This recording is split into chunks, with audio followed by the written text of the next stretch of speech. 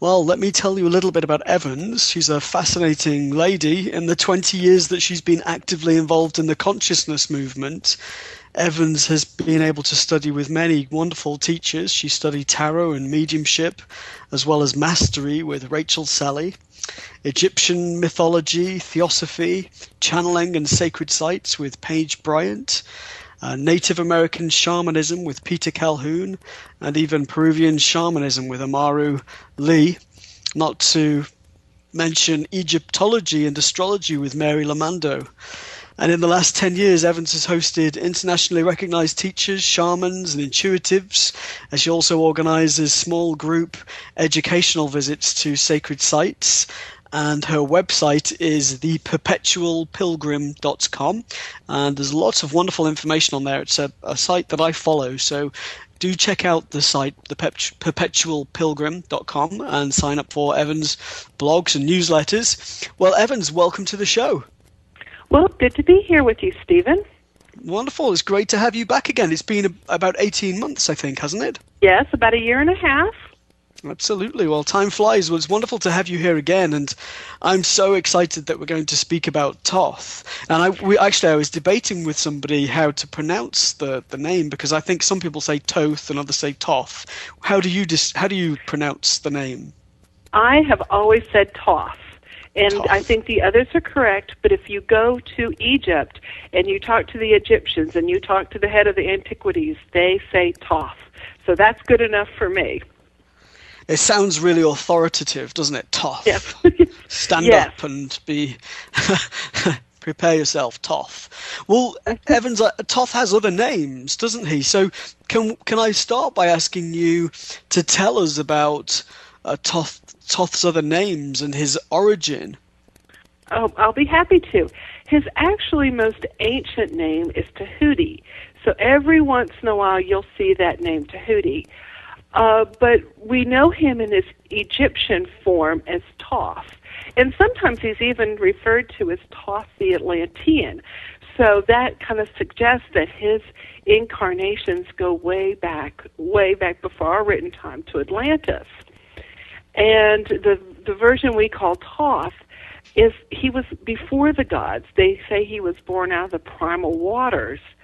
And so he was actually already in Egypt, because he brought the written language to Egypt. He was already in Egypt. But we also know him as several other really important names. One is Hermes Trismegistus, or the thrice great Hermes, which is his Greek form. And in his Greek form, we know him very much as the great alchemist. And you will hear people refer to Hermetic texts or Hermeticism, and we'll talk a little bit more about Hermeticism later. And then he's also the winged god Mercury, the Roman version with the wings on his shoes. And as that is the Mercury, he is the messenger of the gods. He has a counterpart in Egyptian mythology, which is the goddess Maat, who is truth and justice. And then his consort, or what we might call wife, is Seshet. And she is also a goddess of learning, and she's a star goddess. And when we think that Thoth did incarnate in many different forms at different times, do you feel that's correct? Is that your understanding? Yes. And you can also look at it as Thoth is an energy, and as our times changed and as our cultures changed, he had these incarnations. To the Egyptians, Thoth was a man with the head of the ibis bird, and that spoke to the ancient Egyptians, who probably came out of a more shamanistic culture that was their pre the written word, and so they would have identified him as the bird man. And then as he came in toward the Greeks, he became a male figure. We see Hermes as just a man. So that's why he has different kind of incarnations. And a lesser known incarnation is as the biblical character Enoch. That's also considered a Thoth incarnation.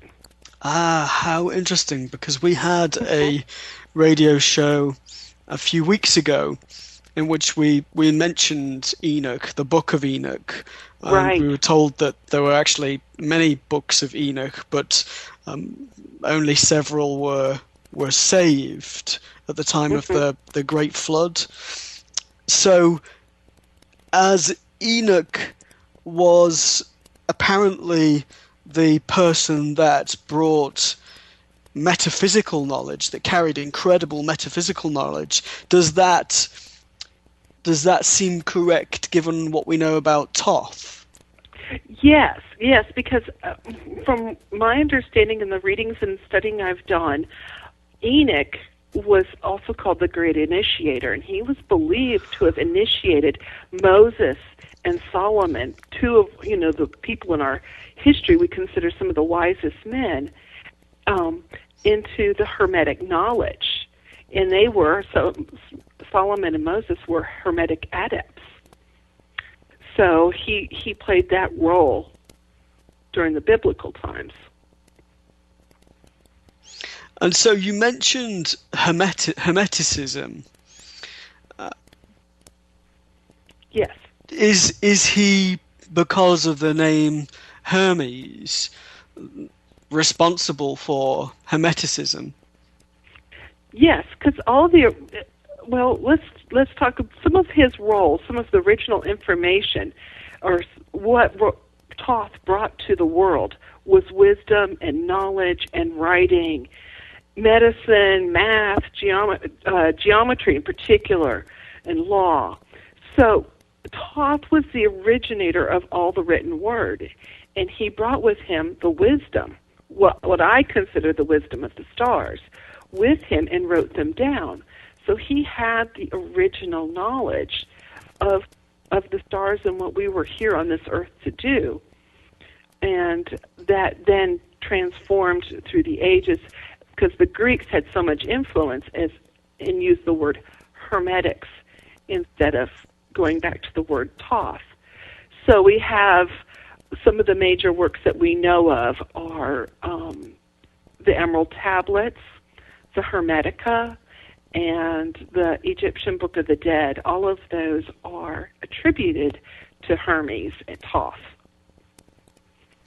And what about the tarot cards, Evans? Evans? Because I read that one of the theories about the tarot deck is that it's tarot is the Book of Thoth also, and it's the Book of Thoth in pictorial form, because symbolism goes into our psyche or unconscious much easier.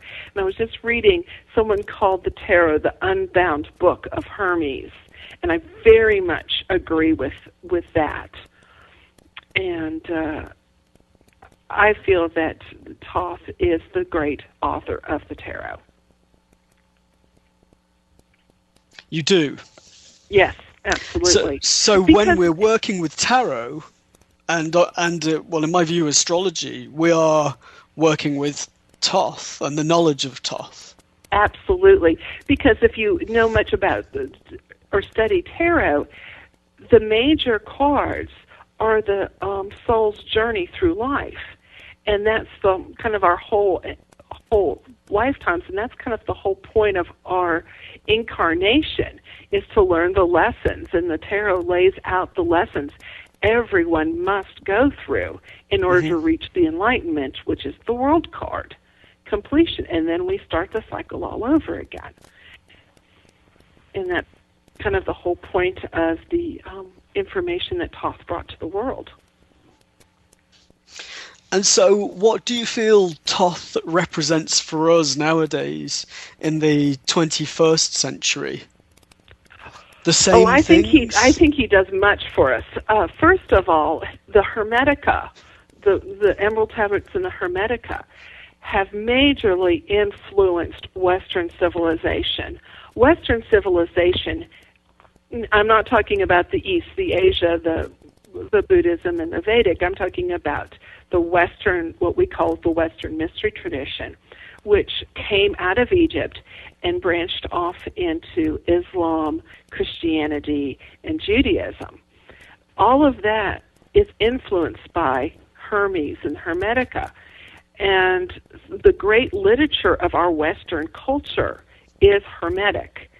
Our great authors were influenced by the Hermetica. Sir Walter Scott even translated the Hermetica. The Hermetica, and we know our founding fathers were greatly influenced by the Hermetica. We see it in the symbols of the United States. We see it in the doctrine of our Constitution, and so we can even say that the Hermeticism is the cornerstone of our Western culture. And how best do you feel we can learn about Thoth? Which sources do you recommend? Oh, I have quite a few sources that I really recommend. One is an old classic called The Secret Teachings of All Ages by Manly P. Hall. That one's been around a long time, but it's an excellent way to tap into the wisdom of Thoth and going back into looking at the influences throughout history that were not necessarily well known, but were there underground.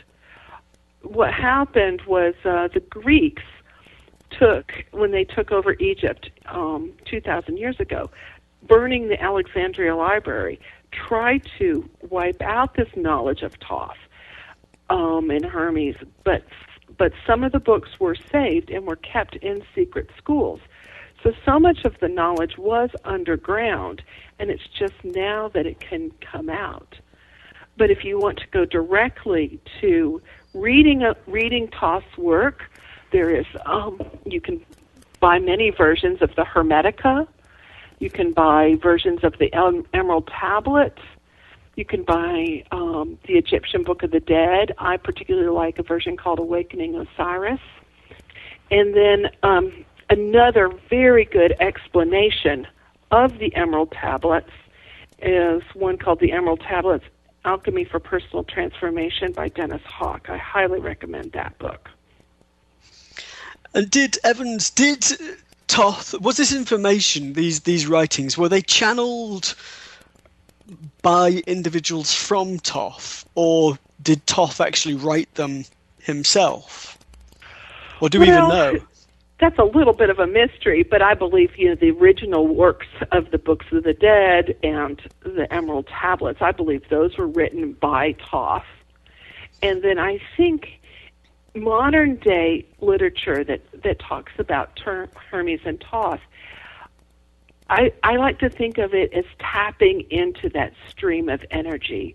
There's an energy stream that holds that ancient knowledge in the Akashic records, and we give it a face. We call it Thoth, but it is a stream. And I think when we obviously the great writers, even Shakespeare, tapped into those streams of knowledge, and I truly believe, I have no evidence of it, but I truly believe that Thomas Jefferson was really tapping into that stream of Thoth when he wrote the Declaration of Independence. And the evidence to me was the fact that he wrote it so quickly. It kind of came to him as a whole. To me, that's tapping into that knowledge.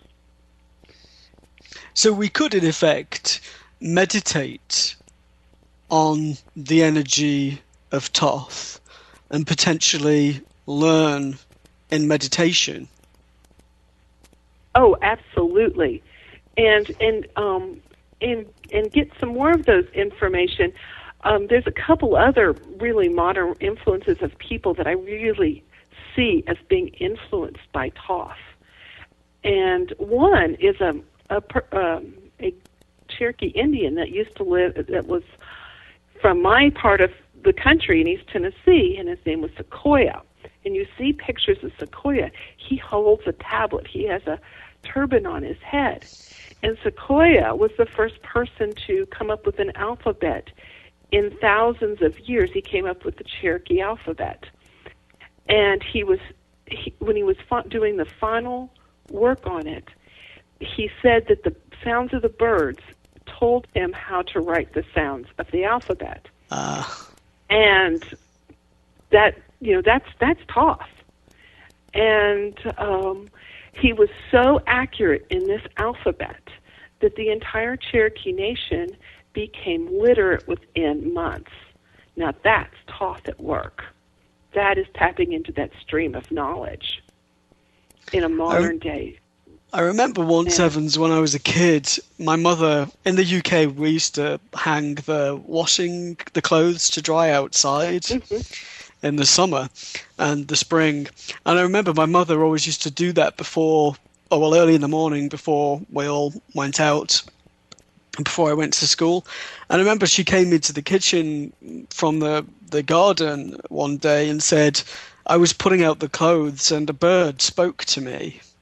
And I said to her, what? And she said, seriously, there was a bird that landed near the washing line and it spoke to me. It had a voice, it spoke to me. And still to this day, when I ask her about that, she says, it did. Yes. And my mother's not a crazy character. She's quite a conservative, logical person. She's not somebody that just believes anything that she's told.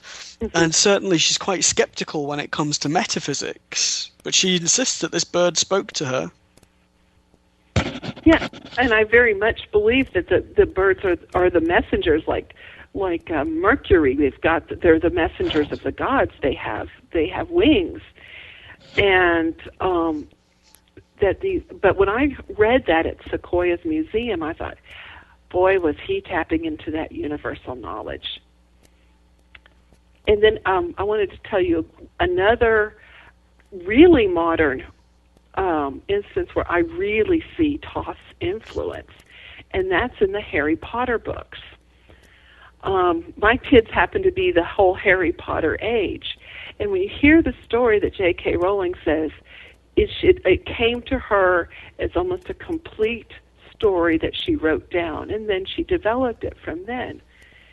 But Thoth is the god of magic, and how better to change and remember the magic and to bring magic back into our consciousness after being wiped out for hundreds of years since the Inquisition than to bring it back into children's literature.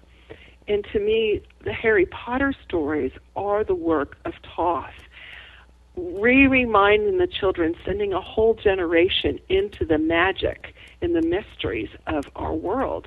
And Thoth could not have gotten that to the adults. He worked it through the children through a story. So I personally think that the Harry Potter stories are the training manual for these new star children, the indigo children, and it's the work of Thoth. I do agree with you on that. I think that that those works are incredible and really are teaching kids and adults to open their minds to what's possible, what's available to us. And Harry is initiated. He through his experiences, he becomes an initiated human. Interesting. Yeah. Evans, I know that you've spent quite some time in Egypt. Could you tell us a little bit about any monuments or sites in Egypt that are dedicated to Thoth or that seem to carry the energy of Thoth? Well, Thoth permeates every aspect of Egypt. There's not so many statues of Thoth, but after my first trip to Egypt, I realized that Thoth was becoming prominent in my life. And so the second time I went back to Egypt, I really looked for him everywhere I could. And so I found him on the walls of the temples every time I could, and you see him initiating people. He's pouring the living waters over them. And in the Temple of Edfu, the Edfu texts, those are the works, the wisdom of Thoth. In the Temple of Karnak, it was one of my favorite because the upper part of Thoth still has its original colors. And that to me is beautiful, to see a bit of what the glory of Egypt was. But one of my favorite pictures of Thoth is in Abydos. And there's a picture of Thoth holding the original caduceus. And I wrote a blog post just for this show with pictures, with those pictures, the pictures of Thoth in Karnak and the pictures of him in Abydos, so people could see, what he looked like in Egypt. And what did he look like? I know you mentioned Hermes and the wings. You mentioned the head of the ibis. Ibis. Mm-hmm. Yes, Thoth in his Egyptian form is a man with a bird head, and the ibis is a bird that has a very long, thin, curved beak, very thin. And he's shown that way. There's, from my thinking, one of the reasons he's shown as an ibis bird is because that thin beak almost looks like a stylus, like you could write with it. But it also reminds you of the crescent moon. And Thoth is a lunar god.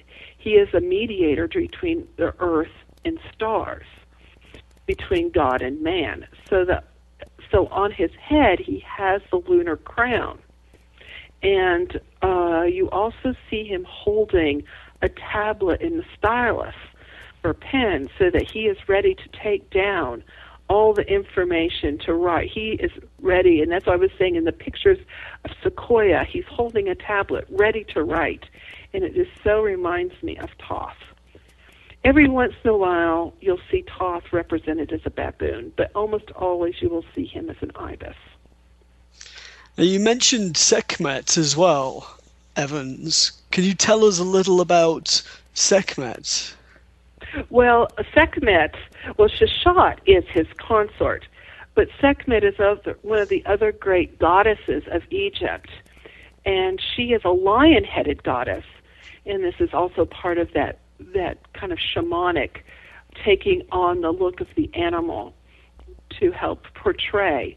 She is the protector goddess that when the people of Earth were acting up, the sun god Ra sent her down to get everyone back in line, but she kind of got a little out of control till they fed her some wine and got her to calm down. But she is the fierce protectress of Egypt and the lion-headed, and she is there when we need help and protection. So we can call upon her for protection, as we could call upon Thoth for knowledge or Hermetic education. Correct. Thoth has another very important role in Egypt that I really wanted to make sure we talked about, and that is in the Egyptian Book of the Dead, which is their scrolls that they used to put in the sarcophaguses when people were died. And it was like a map. It was the instruction manual on how to get through the underworld, which the Egyptians called the Duat. And in those manuscripts, there's a picture of Thoth, and he oversees the Egyptian version of the Judgment Day, which they call the weighing of the souls. And after someone dies, the heart is taken and weighed on a scale by Ma'at, the goddess of justice. And Thoth looks and checks to see if during that person's lifetime they had done the work they needed to do. And if they had lived a true life, done the good things that they needed to do, and stayed in alignment with the gods and the principles of the religion, then their heart was light as a feather. And so Thoth would notice this. They could move on to the stars if their heart was light as a feather. So you see Thoth overlooking this judgment, writing it down in the Akashic records. And if their heart was not as light as a feather, they got to go back and do it all over again. So it was very important to the ancient Egyptians to live a good life. So that they didn't have to come back. So they didn't have to come back. Yes, and the principles that they were to be taking on, being kind, being just, being loving. If you go back to the Book of the Dead, those are the same principles that we were then given by Moses as the Ten Commandments. Very similar wording. So these things come down to us through our history, through our Western culture. It's interesting that so many of the tales we tell, fairy tales and the legends, they seem to carry a lot of truth. Yeah, well, they are the truth. They are the way the subconscious can absorb the stories that we need to go. They go deep into the subconscious rather than just kind of sitting on the surface. And as a child, I was not allowed to read fairy tales because we were a very conservative Christian family, and fairy tales were a lie. And how much I missed from not reading the mythology, not reading the fairy tales, because those inform our brain and subconscious about the bigger stories, the bigger patterns of why we are on Earth, not the small, narrow, materialistic version of life that our mass media and our more rigid religions show us. So these mythologies. Do you feel that people generally know enough about these ancients, and that there's value in sharing much more information about, for example, Thoth and these different entities and energies?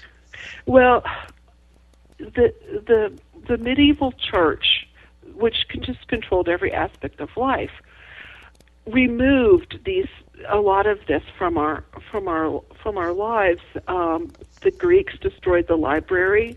The Christian church clamped down on any kind of secret knowledge, underground knowledge that the Hermetic held, because that allowed them to have more control. If you believe in these secret stories of Hermes and Thoth, then they don't have as much control of you. So what was done to the population was taught that there's only this outer world. There was no inner world. And through the stories of mythology, through the understanding of the gods, it helps you almost make a bridge between the outer worlds and inner worlds. And when you read this mythology and you talk to the gods, you are bridging this inner life. And we seem to be increasingly disconnected from the inner world, the inner life. Yes. There was always threads. There was always little pockets that kept that inner life going. And, we see them in the saints. The saints knew that. And we feel more comfortable in our modern life talking to saints, talking to great deities. But we can also tap into the stories and the energies of these ancient Egyptians, God, and realize that our true knowledge is from Egypt. That is ground zero in our Western culture. And if we can go back and embrace that, the Egyptians knew things that we don't know. We still don't know how they built the pyramids. We still don't know how their ceremonies were.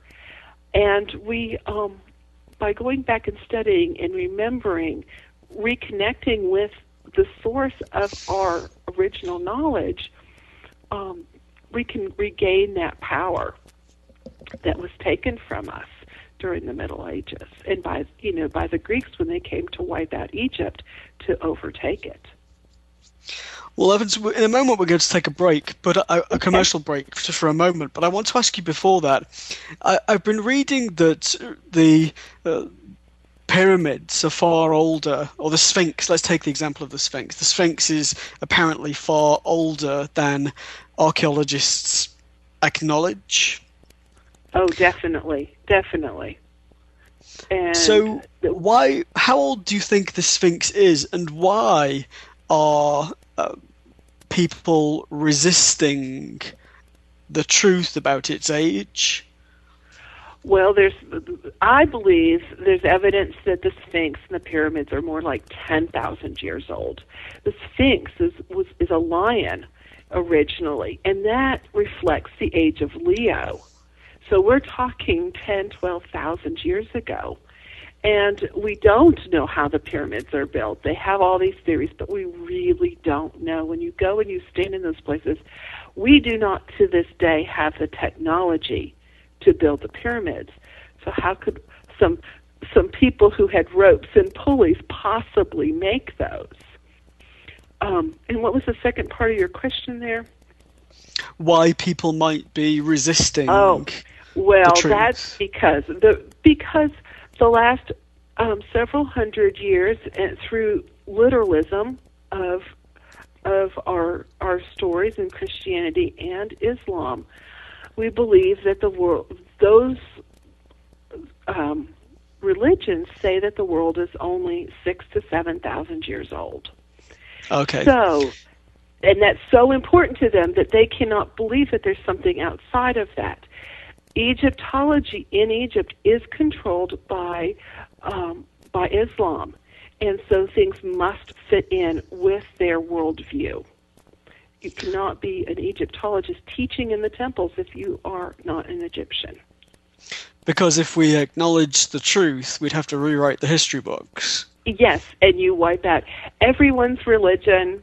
You have to totally redo your world cosmology, and that's a big task. You wipe out what people know. You wipe out their security. So those of people who want to look ahead can see that, these things aren't what we say they are. But one of the other great things in our culture right now is Ancient Aliens. That show is asking the questions. It's bringing up, it's saying to people, it may not be aliens, but we don't know how these things were built. This is a bigger mystery than we know. And so Excellent. I appreciate Ancient Aliens for asking the questions. I'm going to ask you more about Ancient Aliens, Ancient Aliens, Evans, after the break, because that's a show that I've been enjoying as well. So we'll be back just in a moment. Okay, thank you. A new era in psychic services has begun. PsychicAccess.com. You can connect with our psychic advisors by telephone or chat 24 hours a day, 7 days a week. All of our psychic advisors are interviewed, fully verified, and accuracy tested, assuring you quality service. We're living in some very troubled times right now. More and more, the world's problems are affecting us on a personal level. You don't have to deal with this alone. Our highly accurate psychics, caring advisors, and talented mediums can help with situations you are currently experiencing and can let you know what the future may hold for you. All new customers get a free 6-minute reading.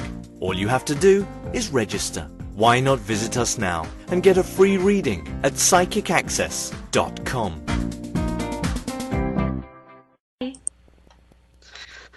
Well, Evans, welcome back. I want to ask you more about Ancient Aliens, and I know that in Ancient Aliens they speak not only of Egypt but other pyramids, other ancient monuments, whether they're in Peru or even in Turkey. I was reading. Can you tell us a little bit more about other locations in the world that seem to be as magical and mystical as Egypt, and maybe places where Thoth may have appeared in other forms? You mentioned Greece and Rome. Well, he does have other forms. In Native American culture, he is known as Kokopelli, the trickster. I can personally speak. There is a very direct link between Egypt and Peru. And when you go to Peru, there's so many things that look like Egypt. And I was in Peru 2 years ago. And when you go there and you stand particularly in this one sacred site called Ollantaytambo, you look at those monuments and they're just incredible. They're so big. There's no way we know how to get these up the hill to be where they are. In another place called Sacsayhuaman, my husband, who's 6'5" and a big football player-sized man, is absolutely dwarfed by the size of these stones that are perfectly fitted.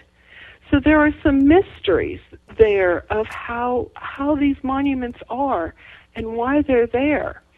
And when I was in Peru, I picked up a book talking about Sacsayhuaman's connection with Atlantis and how they believe that those monuments were built. I've also had quite a bit of gone to England several times and have gotten to stand in the middle of Stonehenge, and those sarsen stones are enormous. There's just no way that we know exactly how they were done. And the ancients just knew something we still haven't figured out. I read that the only way they could have lifted those stones would have been levitation. Yes, I believe so. And we have that kind of a place here in America at Coral Castle where they don't know how this man built Coral Castle in Florida. And they believe that he knew the secrets of levitation. Well, it would be wonderful to know, wouldn't it? Yeah. I was levitated once by spirit in the morning. I woke up in the morning and I felt a presence, and then my body lifted from the bed. And it happened to my cousin as well in the same room, a different time. But it would be good to know how to actually levitate things. If we had that secret, we'd be able to make some wonderful things happen in the world. Isn't that true? Imagine I know just that being able to levitate the Eastern an aggressor yogis know out how of to position. levitate. Sorry, Evans? Some of the Eastern yogis know how to levitate, and the great Saint Teresa of Avila levitated, and her nuns had to kind of tackle her and hold her to the ground. So people that get into those high altered states have learned how to manage that. But it would be nice if it was a little more universal. I always find it interesting that we tend to presume we're moving forwards, that we're improving, our knowledge is getting better, but we don't generally stop to think, well, actually, maybe there's a cycle and we've lost a huge amount of information. I remember being told once that when we experience these mini ice ages, the humans are not as intellectual because the sun and the warmth of the sun is critical to intellectual development. Yes. Well, and you look at Egypt. This is the big mystery of Egypt, is how did it start high and go low? They forgot. They came in as a fully formed society, and then they crumbled until they ended up in chaos, and the whole knowledge was lost. The Egyptians and the Greeks knew how big the world was. They had figured that out. And by the time we got to the Middle Ages, people thought the world was flat. Now, how does that happen? How do we forget that knowledge? And, we've only known the world was round for 500 years again. That's pretty astonishing. It would be wonderful to just travel back in time and have access to all of this information that was lost, and and I think that's what we're trying to do when we tap into the energy of Thoth. We're opening those ancient books again. We're saying we want to know. We can enter a relationship with this stream of knowledge and say, I want to know more. And we can read the books. We've got the Hermetica. We've got the tarot. We have the emerald tablets. They're not always the most easy thing to read, but if we really want to know, we can re-enter those streams. And that's it would be wonderful to do that. Do you think, Evans, that some of the people in positions of influence in our world are aware of these things? Oh, I think they are, not necessarily calling them Thoth, not necessarily, because that's not the most socially acceptable in our Western Christian culture to say you talk to an ancient Egyptian god. But I think they're very, very much aware of it. And one of the things I really wanted to talk about how to bring Thoth into our modern everyday life is Thoth was the developer of words and language. And he was a magician, and he knew the power of language. And this is how we can also bring Thoth into our lives, is understanding the power of the written and spoken word, and have him influence our communication, because we know that words can heal, and they can also do enormous damage. And as I was thinking about enlightened words and enlightened conversation, which would bring you into the stream of knowledge of Thoth, I was thinking about Martin Luther King and Gandhi. Those men changed the world with their enlightened talk, with their words, with their speeches. And instead of going to war, through their language, they were able to change the world. So I believe those are modern-day people who are using this magic of the words of Thoth to change the world. I often wonder, Evans, if the sounds that we hear in the media, or the tones that exist in our languages, or that may have been eliminated from our languages, somehow influence us. Maybe they keep us passive, maybe they keep us disconnected, maybe they don't. Well, it's interesting that you should bring that up, because this is a study that has just come to the forefront, in that I was raised as a musician, and our tuning note in the world, in the modern day world, we tune to A, which is the vibration of 440. That's the hertz that we tune to. Well, I've known this for a while, but I didn't quite understand it. The actual original tuning of our musical instruments was not to 440, but to 432. And you can go online and Google 432, and especially on YouTube, and so much information comes out that that's actually the proper tuning in order to come in harmony with our world. But we listen to music at 440, which causes us to be ever so slightly out of tune. And there's a very interesting, this also came up in my studies, the tuning was changed officially during the 1930s, which was the rise of the Third Reich, and it was changed in Europe. So during that period of time, they caused all of us in our bodies and our music to be ever so out of whack with the vibrations of nature. And it's very worthwhile looking at some of the YouTubes about the tuning of 432. This is some new information that's coming up right now. How interesting. Do you know much about ancient Egypt and music in ancient Egypt? I can't say I know a lot about it. There were a great deal of songs, and Hathor, the cow-headed goddess, used a sistrum, which is like a rattle. And she was the goddess of music, and music was really important to the Egyptians. But the Egyptians taught very much about the power of the word, which they call Heka, which is the magical words. And they had a magical name, which they called Ren. And these things brought power, and you use them carefully to pull the power of magic in the gods. So, and the hieroglyphs have so many meanings. Each hieroglyph has multiple meanings, and they are whole thoughts in those hieroglyphs. They're not just individual words.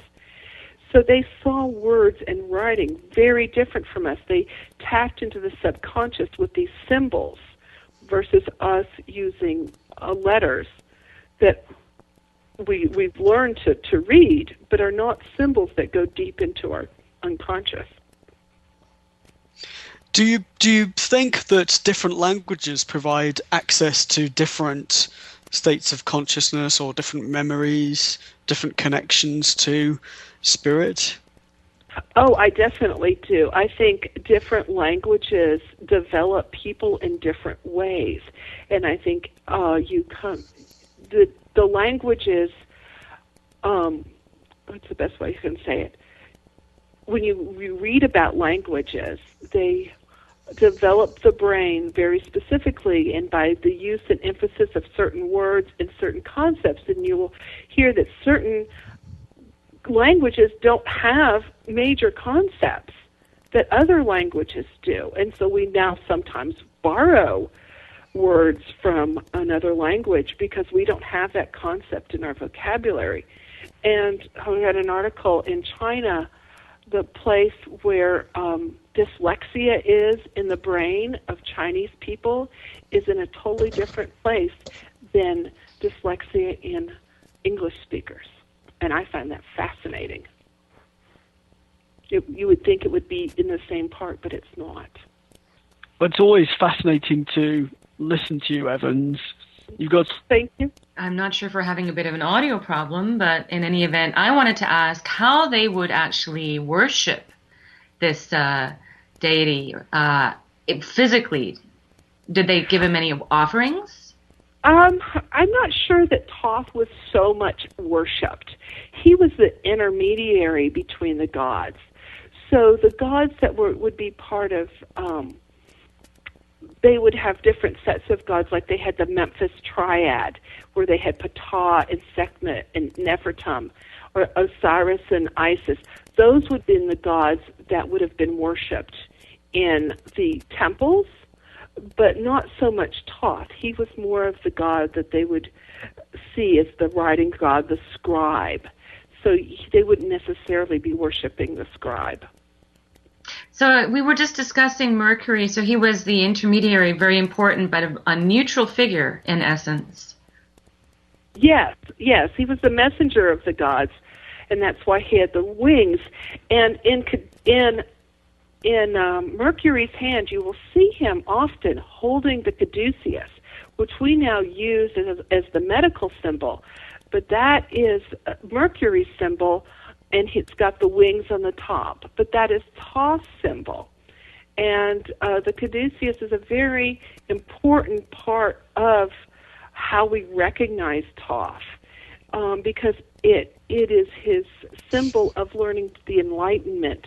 The snakes going up to Caduceus is like the Kundalini energy coming up to the wings, which take us to the higher realms. And the Caduceus also kind of shows us in our modern understanding the DNA that's in our very being. So the symbols of being the same of Mercury and Thoth are very interesting and really tell us the roles that they're playing in our lives. Yeah, and so this is actually sort of, I didn't know in the Greek structure, and maybe Stephen could cue me in on this as well, was that there were maybe Sure. these lesser gods, intermediaries, that were actually very revered and important? Would have be supportive gods to deities? Is that correct? Yes. Evan? Yes, that's what Thoth was. That's fascinating. Yeah. And like his consort Seshat, she would not have necessarily been worshipped like Isis, but she was very important as she's the patron of architects, and she was the one that helped set the architecture and helped align the buildings to the stars. So there was a lot of gods that just did other jobs because the head gods couldn't do it all. That's amazing. So they had the organized structures. Yeah. And it was a And that came simplified down through the version. Greeks too. You know, Zeus was the head god, but we had Hephaestus, who was the builder god, the worker god, and Jupiter, who and Neptune. Neptune was the water god.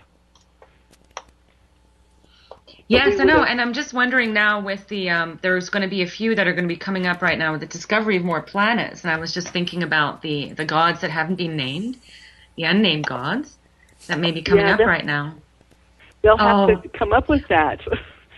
Wonderful. I mean, I had to ask that. And just as Mercury would wing Steve back in, he's back in the room. Yeah, I am. I wanted to say thank you for covering for me, Carmen and Stephen. I lost my Skype connection, but thank you to you, Evans. I need to learn more and more from you, Evans, about Thoth, because Mercury's my number one planet in my chart. I have a very strong connection to Mercury, so I'm a Hermetic astrologer, hermetician, right. So I really want to learn more and more from you about Thoth. Yeah. But before we end the interview, Evans, I mentioned your website, The Perpetual Pilgrim, but for our listeners who want to learn more, who want to find out about your work and hear from you regularly, how can they do that? Well, they can go to my blog, The Perpetual Pilgrim, and I have put up a blog about Thoth for this show with the pictures and a couple of references, and the blog post before was about Sekhmet. There is a contact, and then there's some resources there, and including who I recommend if somebody decides they really needed to meet Thoth firsthand in Egypt. And I will be doing some more blog posts about the tarot. I'm teaching tarot classes, and so I'll be keeping up with that, and we now know that the tarot is Thoth. Wonderful. Well, Evans, absolute pleasure to have you with us again. Thank you for sharing everything you've given us this evening, and we wish you lots of luck with your work. Well, thank you. I'm enjoying it. It's wonderful to be working with Thoth. Thank you, Evans. It's great to have you with us. Hello, my name is Res Miranda. If you're having relationship, career, or life issues, I'm inviting you to experience what it's like to have access to professional, highly accurate psychics and spiritual advisors you can trust to care and help you. Register now to get your free 6-minute reading by telephone or chat. Get answers. Get access. Psychic access. 24 hours a day, 7 days a week. PsychicAccess.com. The Great Flood. So, as Enoch was apparently the person that brought metaphysical knowledge, that carried incredible metaphysical knowledge, does that seem correct given what we know about Thoth?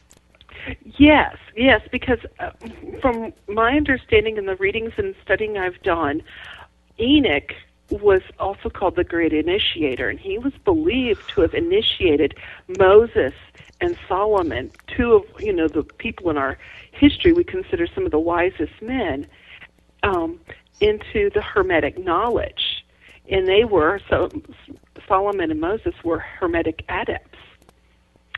So he played that role during the biblical times. And so you mentioned Hermeticism. Yes. Is he, because of the name Hermes, responsible for Hermeticism? Yes, because let's talk some of his roles, some of the original information, or because he brought the written language to Egypt. He was already in Egypt. But we also know him as several other really important names. One is Hermes Trismegistus, or the thrice great Hermes, which is his Greek form. And in his Greek form, we know him very much as the great alchemist. And you will hear people refer to Hermetic texts or Hermeticism, and we'll talk a little bit more about Hermeticism later. And then he's also the winged god Mercury, the Roman version with the wings on his shoes. And as that is the Mercury, he is the messenger of the gods. He has a counterpart in Egyptian mythology, which is the goddess Maat, who is truth and justice. And then his consort, or what we might call wife, is Seshet. And she is also a goddess of learning, and she's a star goddess.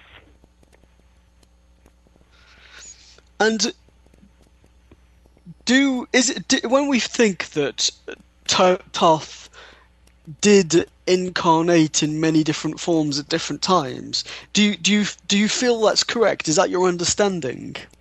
I was debating with somebody how to pronounce the name, because I think some people say Thoth and others say Thoth. How do you pronounce the name? I have always said Thoth, and Thoth. I think the others are correct. But if you go to Egypt and you talk to the Egyptians and you talk to the head of the antiquities, they say Thoth. So that's good enough for me. It sounds really authoritative, doesn't it? Thoth. Yes. Stand Yes. up and be. Prepare yourself, Thoth. Well, Evans, Thoth has other names, doesn't he? So can I start by asking you to tell us about Thoth's other names and his origin?